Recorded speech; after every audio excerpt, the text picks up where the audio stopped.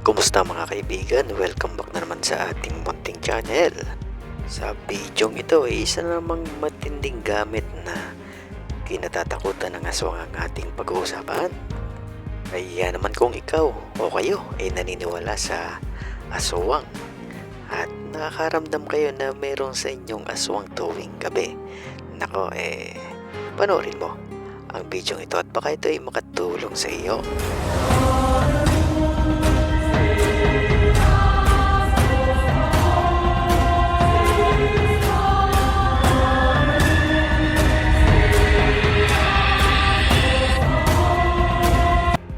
So ayun na nga mga kaibigan, kayo guys naniniwala sa aswang.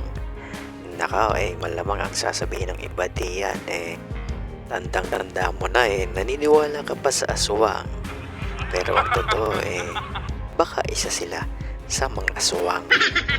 Ayaw lang nila na mapag-usapan pang sila maka-atake na naman ng hindi nalalaman ng mga taong may karamdaman o kaya naman buntis, sapagkat sila bangong-bango sa mga ganyan.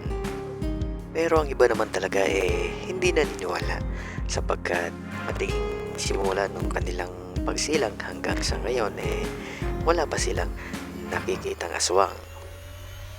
Pero kung sila isa sa mga lumaki sa mga probinsya, sa mga liblib na lugar, at sila may third eye o kaya naman bukas ang kanilang ikatlong mata, at sila pinagpapakitaan ng mga diyang bagay, maaaring maniwala sila.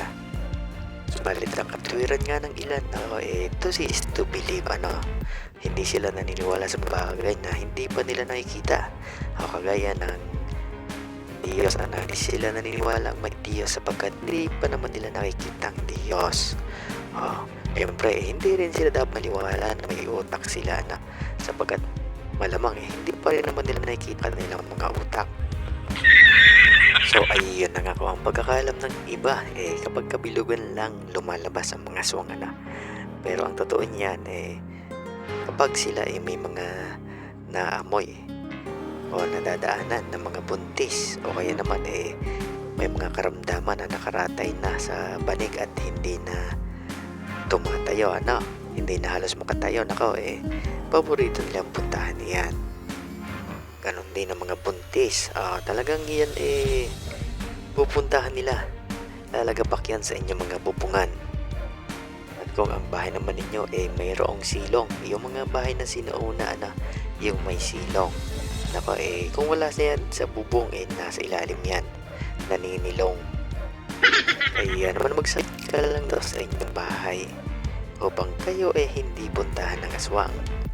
Lalo na kung ang mga nakatira sa inyong tahanan may iniindang karamdaman na hindi na gumagaling yan ipupuntahan na ng mga aswang.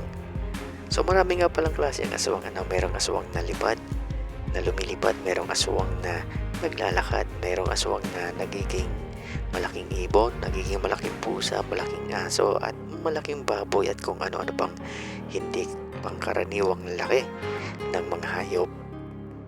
So ayun na nga, maglagay lang kayo nito sa bahay ninyo. Ano yan, Bruno? Ito yung buntot ng pagi. Ang buntot ng pagi isa sa kinatatakutan ng aswang, sapagkat kapag yan napatikit sa kanilang mga balat, iyan ay magsusugat na parang sinusunog sila, at iyan ay hindi nagagaling. Lalo na kung ang mga aswang napalo mo niyan, tiyak na sila hindi nagagaling. So saan naman makakakuha ng buntot ng pagi, Bruno? Siyempre sa pagi, yan yung mga pinutol na nahuling pagi. Marami niyan sa gilid ng simbahan ng Quiapo, At meron din naman sa online, meron din naglalako, subalit merong kamahalan. Kaya naman kung gusto mong makatipid pumunta ka na lang sa gilid ng simbahan ng Quiapo, at doon marami kayong mabibiling gayan. Subalit paalala, ang buntot ng pagi pinaniniwalaan na hindi maganda pagdating sa aspeto ng pera. Kaya naman kapag mayroon kayo niyan, ilagay nyo lang sa labas ng inyong mga tahanan. Maaaring isabit nyo lang doon at huwag ninyong ipapasok sa loob ng inyong mga bahay. Maaaring isabit nyo lang sa labas ng inyong mga bintana. Subalit, iwasan ninyo na ipasok sa inyong mga silid tahanan sa inyong kwarto. O kahit na sa inyong mga salas man lang. Subalit iyan paniniwala lang, nasa inyo pa rin kung saan ninyo iyan ilalagay. So siguro maaaring kapag kayo meron iyan obserbahan ninyo kapag pinasok ninyo sa inyong mga tahanan at hindi maganda ang pasok ng pera ilabas na lang ninyo. Paalala nga pala mga kaibigan, kung inakala ninyo na ang mga aswang lang nasa probinsya lang nasa mga probinsya lang, nako nagkakamali kayo ang ibang mga aswang nasa mga iba't ibang syudad na rin. At madalas sila nagsi-cellphone na rin baka nga yan friend mo pa sa Facebook. Yo, hanggang sa muli, good luck at bless at ingat daw kayo palagi.